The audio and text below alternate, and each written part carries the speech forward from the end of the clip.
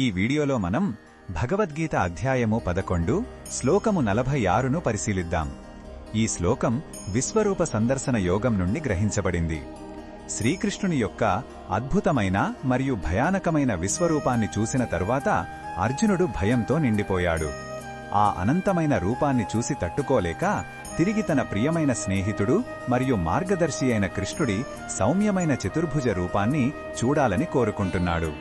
మొదటగా ఈ పవిత్ర శ్లోకాన్ని భక్తితో విందాం.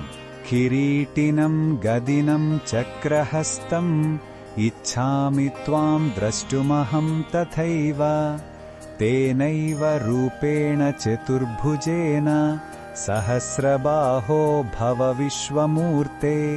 ఈ శ్లోకం అర్థమేమిటంటే, అర్జునుడు శ్రీకృష్ణుడితో ఇలా అంటున్నాడు: ఓ 1000 భుజాలు గల విశ్వమూర్తి, నిన్ను నేను మళ్లీ నీ పాత రూపంలోనే చూడాలని కోరుకుంటున్నాను.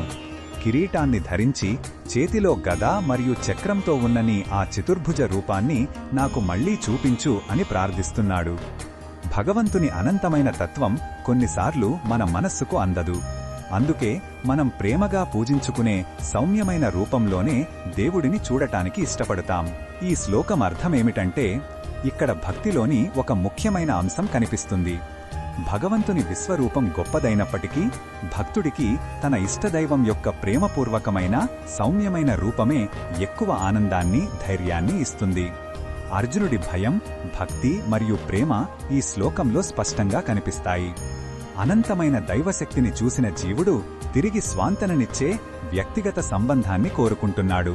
ఈ బోధనను మన దైనందిన జీవితంలో ఎలా ఉపయోగించుకోవచ్చు అంటే, మన జీవితంలో కూడా కొన్నిసార్లు సమస్యలు చాలా పెద్దవిగా, మన శక్తికి మించినవిగా అనిపిస్తాయి.